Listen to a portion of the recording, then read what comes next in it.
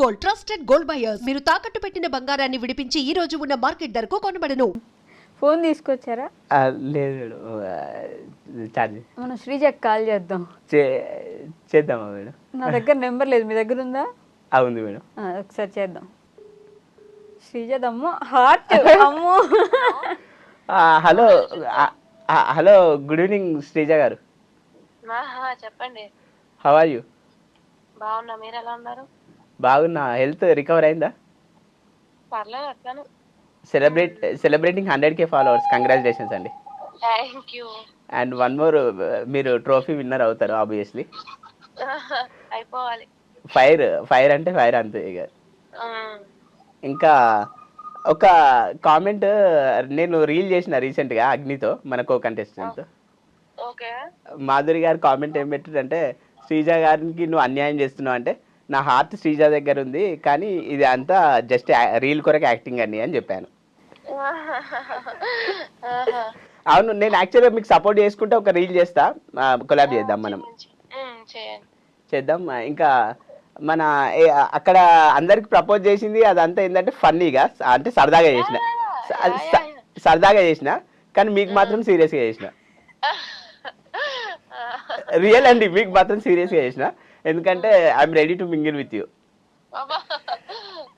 ఎందుకంటే వైజాగ్ కళ్ళు అవ్వాలనుకుంటున్నా, మీరు ఒప్పుకుంటే.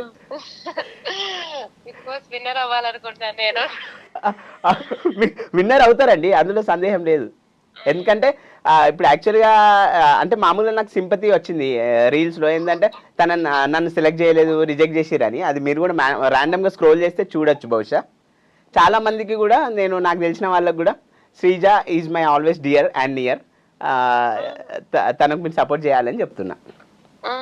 చెప్పండి. Thank you so much. And మీరు ప్రతిదీ సరదాగా తీసుకోండి అక్కడ జరిగిందంతా, కానీ మీ విషయంలో మాత్రం సీరియసే. లంచ్ చేసిరా? Had your lunch? ఇప్పుడే తిన్నానండి, బయటకు వెళ్ళడం రెడీగా ఉన్నా. Okay, once can you talk to, నేను ఐ డ్రీమ్ ఇంటర్వ్యూలో ఉన్నా, మన అనుబంధం బలమైంది అనేది వాళ్ళకు తెలియదంట, మాట్లాడండి. కాదండి శ్రీజ గారు, నేను వైష్ణవి. ఏంటి మీరు పెళ్ళేమైనా చేసుకోబోతున్నారా ఏంటి మా సిద్దిపేట మోడల్ని?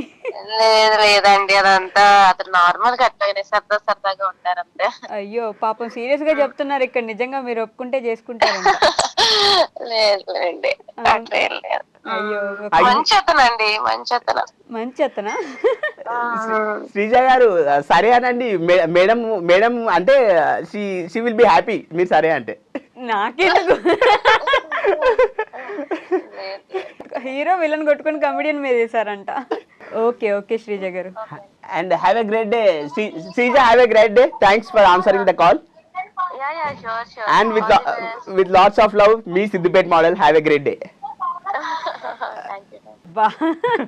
పాపం ఫీల్ అవుతారండి ఇప్పుడు ఇంటర్వ్యూ చేసుకుంటే ఆవిడ.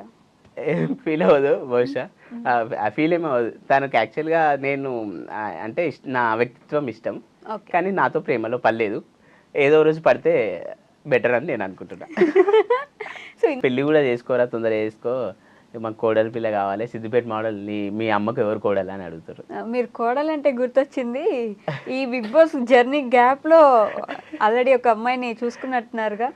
అవును మేడం, అంటే ఫన్నీగా ప్రపోజ్ చేసిన. ఎవరికి? అక్కడ ఇంటర్వ్యూస్ అయినప్పుడే శ్రీజ స్వీటీకి, దమ్ము శ్రీజకు ఫన్నీగా ప్రపోజ్ చేసిన మేడం. చాలా మంది ఇంకా నా కో కంటెస్టెంట్స్ కూడా నువ్వు శ్రీజని మ్యారేజ్ చేసుకోవాలి అది అని ఇట్లా కామెడీగా అంటుంటారు మేడం. నచ్చిందా? అవును మేడం, ఒప్పుకుంటే పెళ్లి చేసుకుందామని తనతో చాలా ఫన్నీ కన్వర్జేషన్స్ అయినాయి madam. Funny conversation, serious conversation? Serious కూడా, అంటే ఫన్నీ అని కాదు కానీ తను యాక్చువల్గా మేము 2-3 days ఉన్న ఫస్ట్ ఎట్లా అయిందంటే, గ్రూప్ డిస్కషన్ అప్పుడు మమ్మల్ని లంచ్కి పిలిచినప్పుడు లంచ్ అప్పుడు కన్వర్జేషన్ అయింది. యూ వేర్ నైస్ డ్రెస్ అండి అని చెప్పి, యూఆర్ బ్యూటిఫుల్ అండి అని ఇట్లా చెప్పి అట్లా కన్వర్జేషన్ స్టార్ట్ అయింది. ఇంకా ప్రపోజ్ చేసిన, ఇంకా అది సీరియస్ ఒప్పుకుంటే మాత్రం మ్యారేజ్ చేసుకోవచ్చు. అదే మొన్న ఇంకా ఎవరో ఒక అమ్మాయితో డాన్స్ చేస్తే కూడా కింద మా శ్రీజకి అన్యాయం చేస్తావా అని కామెంట్స్ కూడా వచ్చినట్టున్నాయి. అవును మేడం, మాధురి కామెంట్ చేసింది. అయితే యాక్చువల్గా ఇంకా వికాస్ కూడా ఇంకో అతను మా చెల్లెమ్మకి అన్యాయం చేస్తున్నావు అని తను కూడా పెట్టింది.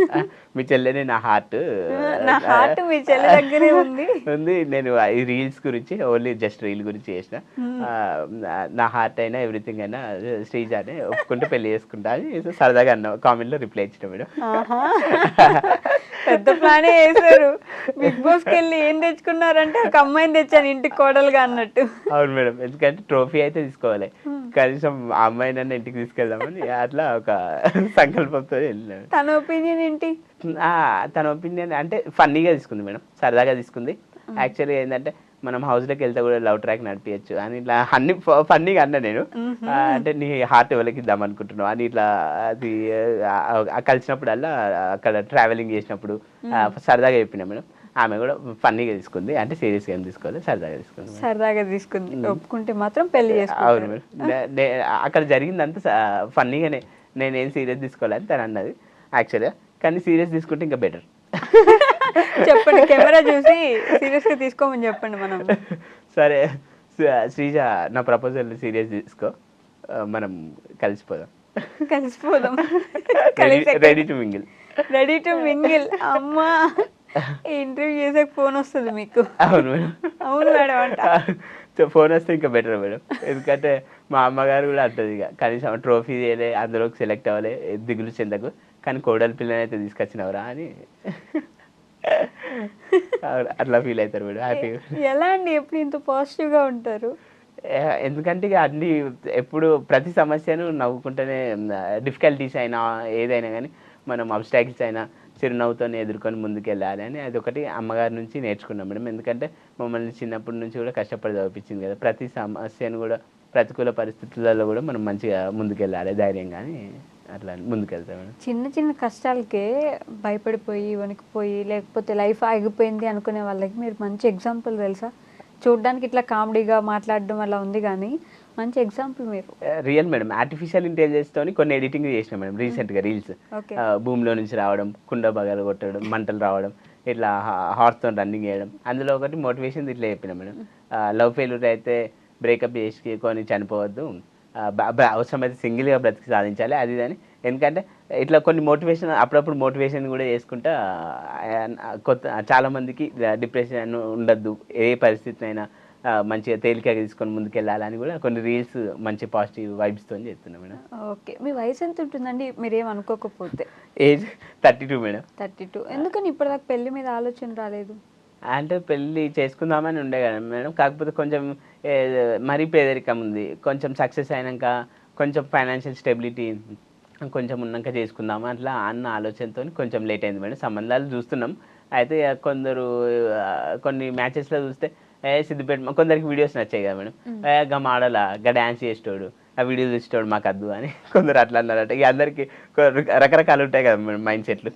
ఇంకా ఈ సిద్దిపేట మోడల్కి తగ్గ అదే బిగ్ బాస్ అగ్ని పరీక్షలో కూడా అడిగారు, మరి పెళ్ళి ఎందుకు కావాలి అంటే సిద్దిపేట మోడల్కి తగ్గ మోడల్ అమ్మాయి దొరకాలి అని వెయిట్ చేస్తున్నా. అంటే ఇప్పుడు ఎంత మోడల్ మోడల్ అనాలి అందరు వచ్చి, మోడల్కి తగ్గ మోడల్ అమ్మాయి దొరకాలి అని చూస్తున్నాను. నేను ఇంకా ఏదో లవ్ ఫెయిల్యూర్ ఏమో అనుకుంటా. లవ్ ఫెయిల్యూర్ ఏం లేదు మేడం, అంటే నాకు ప్రపోజల్స్ ఎవరు ప్రపోజ్ చేయాలి, నేను కూడా వెళ్ళి ప్రపోజ్ అంటే వెరీ ఫస్ట్ ప్రపోజల్ మన అగ్ని పరీక్షలో చేసిన, పరిచయం అయినాక శ్రీజ గారికి ఇంకా ప్రపోజల్స్ అయితే ఏం రాలే మేడం. అంతేనా?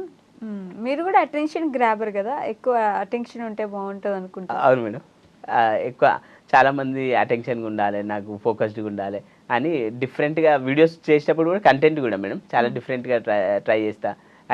మెయిన్ ఉద్దేశం, మెయిన్ ఆబ్జెక్టివ్ కూడా అటెన్షన్ గ్రాప్ చేయాలని ఉంటుంది మేడం. ఓకే, బిగ్ బాస్ లో కూడా ఏదో చేసి చూపమంటే జగడమే డైలాగ్ కొట్టండి, ఏదైనా డైలాగ్ చెప్పండి కొంచెం డిఫరెంట్గా. ఏంటంటే కొమర్షియల్ దగ్గర చేసిన ది వెరీ ఫస్ట్ డైలాగ్ ఏంటంటే పోకిరి స్పూఫ్ చేసిన మేడం. సిద్దిపేటకి ఎప్పుడు వచ్చామన్నది కానీ కొమర్షియల్ చూసామా లేదా అని చెప్పి రన్నింగ్ చేసిన మేడం జగడమే అని. అది చాలా ఫన్నీగా తీసుకున్నారు మేడం, చాలా కామెడీగా బాగుంది అది కూడా. నిజంగా సిద్దిపేటకి ఆ పేరు అంత రావడానికి మీరు కారణం కదా, గవర్నమెంట్ సైడ్ నుంచి ఎప్పుడు మీకు ఎలాంటి హెల్ప్ లేదా ఇప్పటి వరకు? ఎవరు ఎటువంటి ఏం హెల్ప్ అందలే మేడం, ఎవరి నుంచి ఎటువంటి సాయం అందలేదు. ఇంకా వీడియోస్ చూసి అంటే అంతకుముందు ఒక సైకిల్ మీద వీడియో చేసినా మేడం. సైకిల్ ఎక్కి పాత పాట సంపత్ అనే సాంగ్ ఉండే, దాన్ని మార్చి సైకిల్ ఎక్కి నువ్వే పోతే ఓ మోడల్ సిద్దిపేట మోడల్ అని.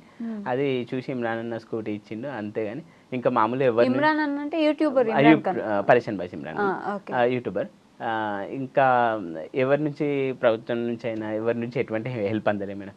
ఓకే, ఆయన ఇచ్చిన స్కూటీని మీరు అమ్మేశారు. అవును మేడం, ఇక ఇప్పుడు పరిస్థితులు బాగాలేనందువల్ల కొంచెం అందుకని ఇంకా ఎవరి నుంచి ఎటువంటి హెల్ప్ అయితే అందలే మేడం. కాదు, పీజీ వరకు చదువుకున్నారు కదా, ఎక్కడైనా మంచి జాబ్ వస్తుంది కదా మీకు, కాలేజ్కి వెళ్ళినా జాబ్ వస్తుంది. అయితే కాలేజ్కి వెళ్తే మీరు అన్నట్టు టీచింగ్ జాబ్ ఏదైనా వస్తుంది. మా అమ్మ నేను కొన్ని స్కూళ్ళ చుట్టూ కూడా తిరిగినాం. సిద్దిపేట మోడలా వద్దు, పిల్లలు పోయి స్కూళ్ళల్లో మామూలుగా డెమో ఇచ్చిన తర్వాత వాళ్ళ రియాక్షన్ ఏంటంటే మోడల్ పిల్లలు పోయి వాళ్ళ ఇంటికి వెళ్ళి మోడల్ మా స్కూల్కి వచ్చిందని ఎగురుతారు, హీజ్ అన్ ఇన్ఫ్లుయెన్సర్, మాకు వద్దండి అన్న. ఓ, నవ్వుతారు ఏంటండి మీరు? అదే అది బాధ, అది ఒక అంటే దీన్ని ఎంటర్టైన్మెంట్లో వాడుకోవాలి ఇక దాన్ని ఆ విధంగా. అంటే రిజెక్షన్ ఇవ్వట్లేదు కదా మేడం, ఒక రకంగా మైనస్ అయిందంటే ఇంకో రకంగా ప్లస్ అవుతుంది కాబట్టి అందరినీ ఆడియన్స్ని ఎంటర్టైన్ చేస్తూ యూట్యూబ్లో ముందుకెళ్ళాలి అని అనుకుంటున్నాం మేడం ఒక రకంగా. ఓ, మీరు ఇన్ఫ్లుయెన్సర్ అని ఏ స్కూల్లో టీచర్గా వేసుకోలేదు. ఓకే. కాదు, నిజంగా నాకు ఇప్పుడు ఇంత నవ్వుతుంటే ఒక క్వశ్చన్ వచ్చింది, మీరు అసలు ఎప్పుడైనా ఏడుస్తారా? ఏడ్చారా? ఏదైనా సిచ్యువేషన్ ఉందా అలా? ఇక ఆర్థిక పరిస్థితి అది చాలా ఉంటాయి, కాకపోతే నేను ఎప్పుడు ఏడవా మేడం.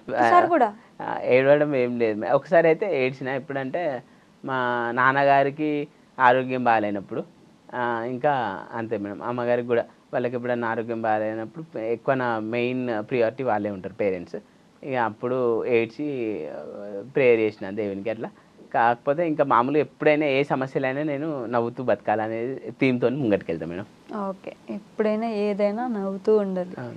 అలాంటిది ఏదైనా మా వాళ్ళకి చెప్పొచ్చు కదా, ఎట్లొచ్చినా సరే నవ్వుతూనే ఉండండి ఏం కాదని చెప్పేసి. అవును, ప్రతి సమస్యనైనా ఏ సమస్యనైనా మనం నవ్వుతూ బతకాలి, చిరునవ్వుతో ఎదుర్కోవాలి. ఎందుకంటే మనము ఏ సమస్య అయినా ఇక్కడితోనే అయిపోయింది మన లైఫ్ అని, జర్నీ అయిపోయిందని పులి స్టాప్ పెట్టుకోవద్దు. మనము చిరునవ్వుతో ముందుకెళ్ళి సాధిస్తాము అనే ఒక మంచి హోప్తో ముంగట్టుకెళ్ళాలి.